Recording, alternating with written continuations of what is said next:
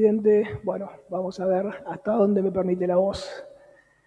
Se hace, la verdad, difícil trabajar seriamente en un proyecto de estas características cuando uno no cuenta con información oficial.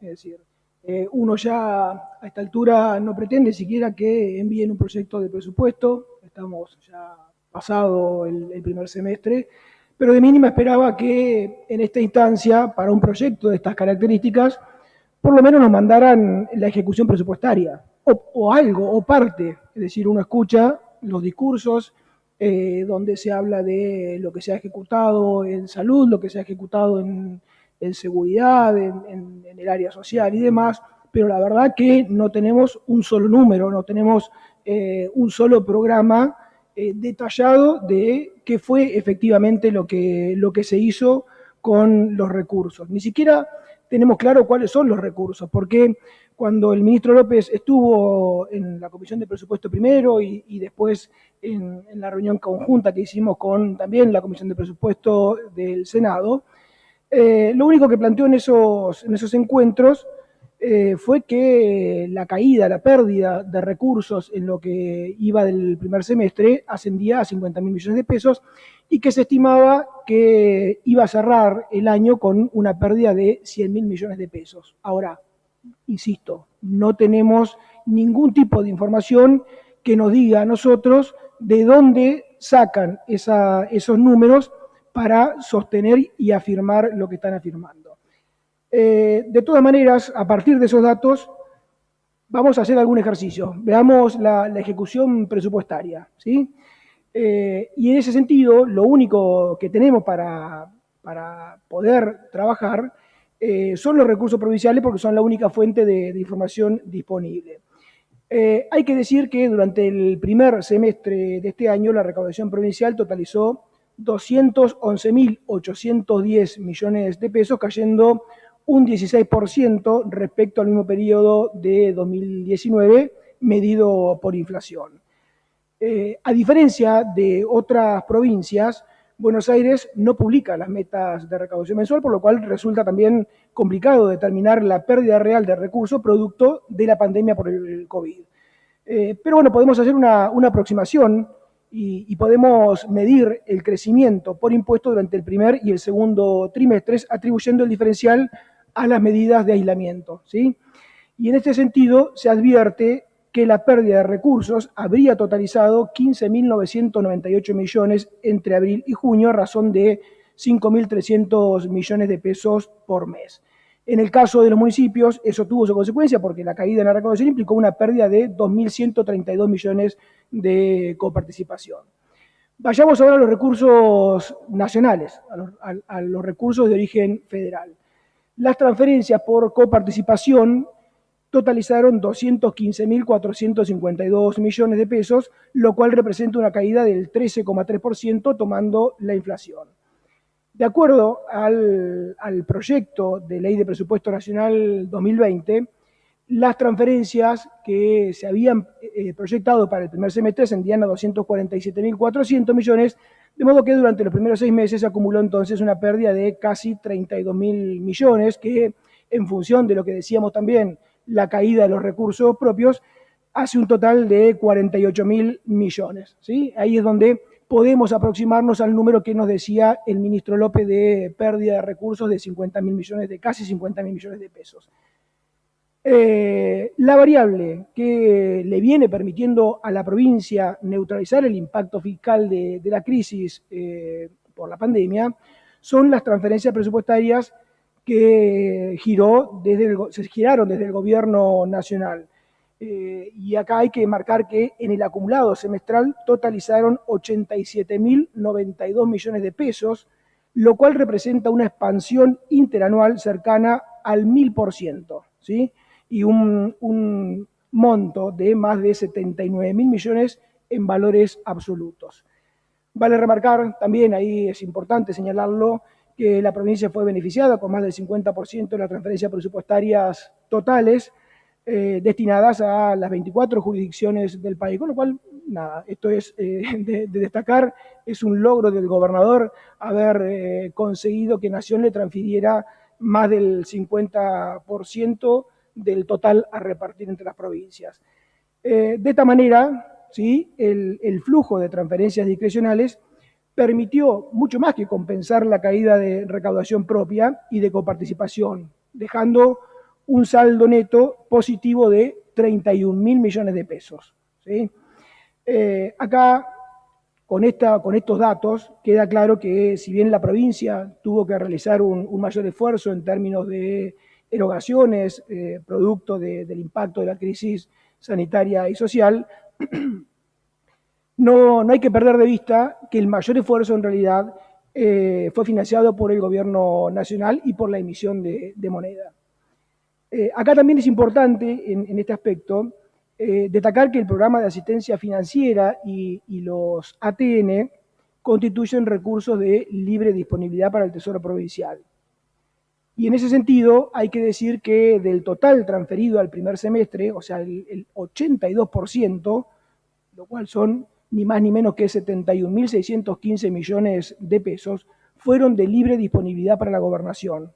¿Sí? Quiere decir que la provincia pudo hacer lo que quisiera con dichos recursos porque eran de libre disponibilidad. Incluso pudo haberlos dejado depositados en cuentas bancarias como uno puede imaginar que lo hizo.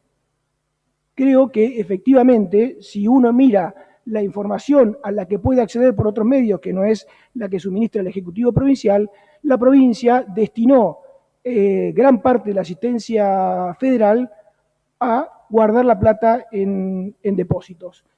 ¿Y por qué digo esto? Pregunto, por ejemplo, ¿ustedes sabían que la provincia al 31 de mayo de este año, que es el último dato disponible, tenía 93.400 millones de pesos y 283 millones de dólares depositados? A ver, para que se tenga en cuenta del monto que estamos hablando, que la provincia tenía en alguna cuenta a la vista, la mayoría eran cuentas a la vista, eran caja de ahorro, cuenta corriente o plazos fijos, triplica el monto del endeudamiento que se está solicitando hoy. Digo, para tener algunos números. ¿Y por qué uno puede inferir a partir de la no información oficial que gran parte de esos recursos provinieron de la asistencia nacional? Porque coinciden, si uno mira oficialmente la información que está publicada con cómo crecieron los depósitos en el momento en el que crecieron, y se da cuenta que es un pase de manos. La recibió y la depositó. Hay un número que muestra con claridad eso. En plena pandemia, los depósitos oficiales se incrementaron en 35.239 millones de pesos, un 46%. En ese mismo lapso, Nación le transfirió 36.560 millones de pesos. Por eso digo, ante la falta de información oficial, uno puede inferir qué fue lo que se hizo con esa plata, cuál fue el destino que se le dio a esa plata. Acá hay un punto importante y vale mencionarlo porque no es menor. ¿Esto es un delito? ¿Es ilegal? ¿Es ilegítimo? No, para nada. Digamos, esto se hace sistemáticamente. De hecho, la provincia tenía fondos depositados en las gestiones anteriores. Esta también arrancó con fondos. Ahora, lo observable, en todo caso, es por qué, si se está pidiendo un endeudamiento de 500 millones de pesos, al mismo tiempo se tienen depósitos de 283 millones, perdón, de 500 millones de dólares, al mismo tiempo hay depósitos por 283 millones de dólares y casi 100.000 millones de pesos. Y uno podría preguntarse, la pandemia, que era gran parte del motivo por el cual se solicitaba asistencia, ¿está cubierta por completo los recursos que se necesitan para cubrir por completo lo social, lo económico, la seguridad? Sin más, digo, no hace falta plata para solucionar el grave problema de inseguridad que hay hoy en la provincia de Buenos Aires.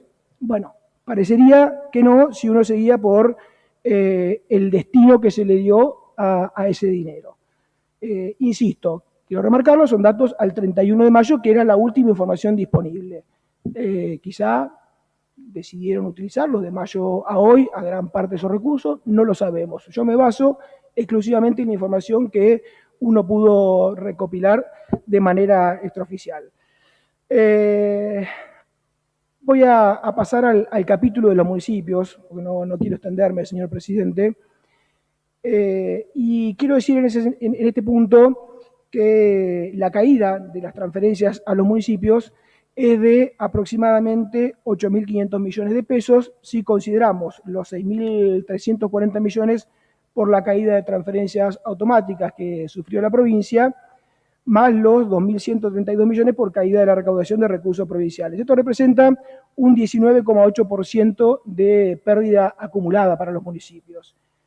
Las transferencias automáticas a municipios son también el único dato de ejecución de gasto de la provincia al que pudimos acceder. Y esas transferencias totalizan en el primer semestre 70.140 millones de pesos, acumulando una pérdida del 15,8% en comparación con la inflación. Hasta ahora, la provincia asistió a los municipios con 14.300 millones de pesos, de los cuales 5.000 millones son reembolsables.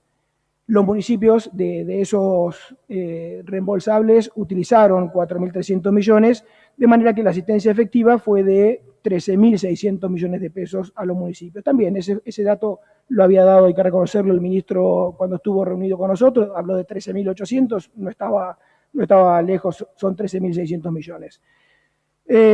La provincia recibió durante el primer semestre 65.615 millones de pesos, de manera que si quitamos los recursos reembolsables que giró el municipio, la asistencia efectiva fue del 14,2%, es decir, por debajo del 16,14% de coparticipación. Al menos en este sentido, para recuperar eso deberían destinarse otros 1.290 millones de pesos a los municipios.